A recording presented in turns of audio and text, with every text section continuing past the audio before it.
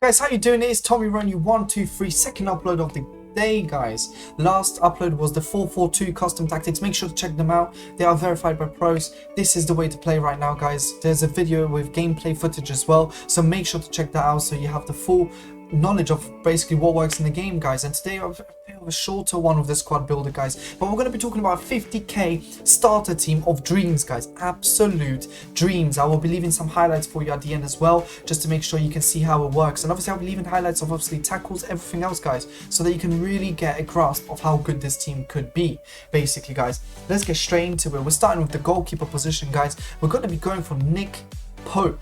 Now, Nick Pope is an absolute beast, guys. I cannot honestly state enough how good Nick Pope is.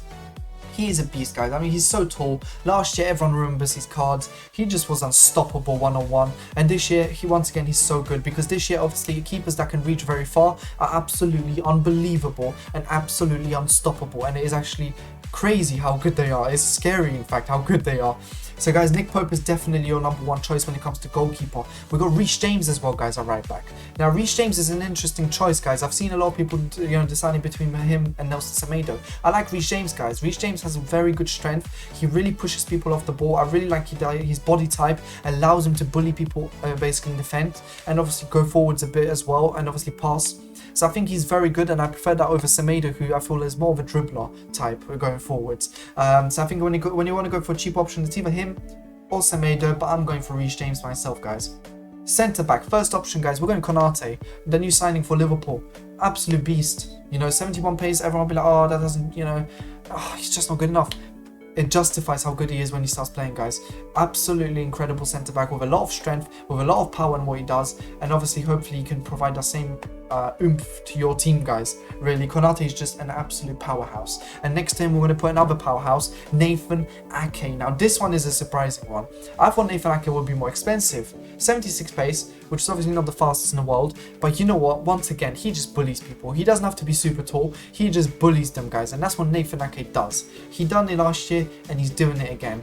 And that's why Nathan Ake needs to be next to Konate. I feel like they are just people that bully, along with Reece James. You know what? They're just basically the bad guys, basically, of this whole world. We do not want to be facing people like them. But left back, we're gonna have someone who doesn't seem like a bad guy, but he's fast and he gets up there, guys, and it's Reguilon. What a player he is this year. The 86 pace is a huge boost to his card. I feel like he works very well in that 4-4-2 that I mentioned. I mentioned in my custom tactics video how the 4-4-2 works and why your right back and your left back are the most crucial players in that 4-4-2. Guys, Reguilon is the way to go forwards for 100%.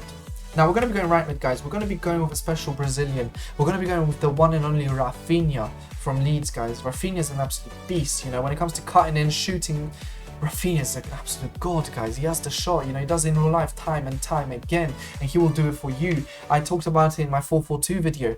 You want to make sure your wingers cut in and shoot, because that's the strong foot. Rafinha, left-footed, bang.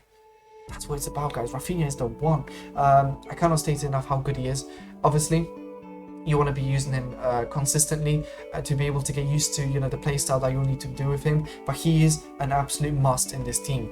Now, guys, you're going to be going for your first centre mid, and it's a special one. It's Sissoko. It's Moussa Sissoko. He is back. Guys, every year he is back. We always have a French midfielder from the Premier League absolutely dominating the midfield early on. And this time we have Sissoko this year. Absolute beast, guys. Honestly, I cannot say enough how good Sissoko is.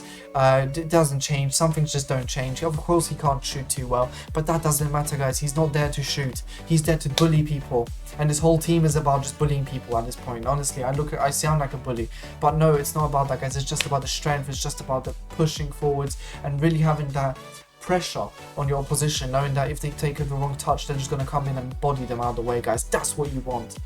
Next, we're going with Thomas Partey. Bit of a pace downgrade, I think, from last year. 69 pace this year. Obviously, his first season at Arsenal was a bit underwhelming, but then again, who has a good season at Arsenal? And really, he's the beast, guys. You give him Shadow, I think he'll do the job as CDM. I would stick him in CDM.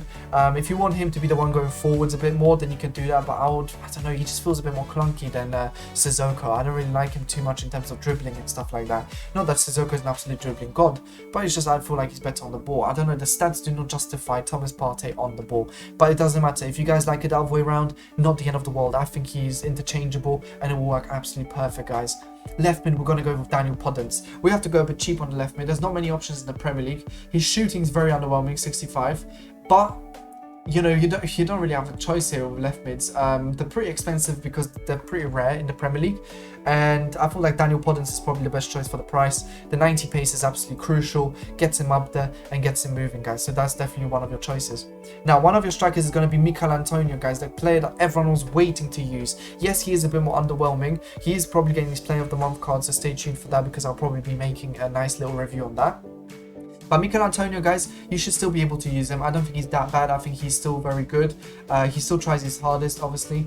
But game upon game, you're going to notice that maybe he drops off a bit in terms of level because your kind of expectation for him rises and he doesn't live up to every single game. But for his price, he's one of the best guys and there's not many better than him in the game. Richarlison is going to be the last player, guys, next to Mikel Antonio. Richarlison is an absolute beast. Same pace as Mikel Antonio, but guess what? He has the skills. He obviously has the Samba trickery, and really he just gets in there perfectly. Once again, he's a very physical player, 80 physical. You know, we got 83 physical on Mikel Antonio. Probably Daniel Podence is the only one without physical because he's got like 50. But that's okay, guys, because it doesn't matter. The rest of the players are going to be bullying, and with that, you know, pressure on heavy touch 4-4-2 tactic that I showed you earlier, it is perfect for just bombarding forwards and making sure your opposition does not have 1 second of room to breathe. Now, guys, let's get straight into the gameplay. Watch the highlights. Let me know what you think down below if you checked out this team. What would you change around in this team? What squad builder do you want to see next? Guys, until next time, peace.